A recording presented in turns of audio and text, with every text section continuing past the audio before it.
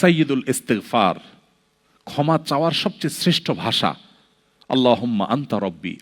কত মধুময়, কত অর্থবহ, কত ঈমান জাগানিয়া, কত আপনার ঈমানি স্বাদ জাগ্রত করার মতো একটা দোয়া। আল্লাহুম্মা আনতা রব্বি, আল্লাহ আপনি আমার রব, আপনি আমার পালনকর্তা। আল্লাহুম্মা আনতা রব্বি লা ইলাহা ইল্লা আন্ত, আপনি ছাড়া সত্যিকারের কোনো মাবুদ নেই। ওয়া আনা আবদুক ওয়া আনা আলা আহদিকা ওয়া ওয়া'দিকা মাস্তাতা'তু, আমি আপনার গোলাম, আপনার সঙ্গে আমার ওয়াদা রক্ষা করার আমি চেষ্টা করি, মাস্তাতা'তু, যতটুকু সম্ভব হয়। আউযু বিকা মিন শাররি মা সানাত, আল্লাহ যে অপকর্ম আমি করে ফেলেছি, যে গুনাহ আমি করে ফেলেছি, এই গুনাহের যে ক্ষতি, এটা থেকে আমি আপনার কাছে পানা চাই, আমাকে যেন জাহান্নাম গ্রাস না করে, এই গুনাহের ফলে দুনিয়া যেন আমার ক্ষতি না করে। আউযু বিকা মিন শাররি মা সানাত আবুউ লাকা বিনি'মাতিকা আলাই, আল্লাহ আপনি কত নেয়ামত দিয়েছেন আমাকে, কত মানুষ কত কষ্টে আছে, আমাকে কত সুন্দর লাইফ আপনি দিয়েছেন।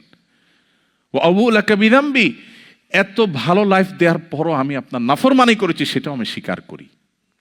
ফাগফিরলি, অতএব আপনি আমাকে ক্ষমা করে দিন। ফাইন্নাহু লা ইয়াগফিরুয যুনুবা ইল্লা আন্ত, কারণ আপনি ছাড়া আর কেউ ক্ষমা করে না। ভাইরা আমার, আল্লাহর কাছে চোখের পানি ফেলে সিজদায় গিয়ে একটু মাঝে মধ্যে একটু চোখের পানি ফেলে দোয়া করে কেঁদে কেটে দেখবেন, আল্লাহর কসম পৃথিবীর কোনো কিছুতে এত স্বাদ নেই আল্লাহর কাছে ক্ষমা চাওয়ার যে স্বাদ। কারো কাছে ক্ষমা চাইলে ভালো লাগে না।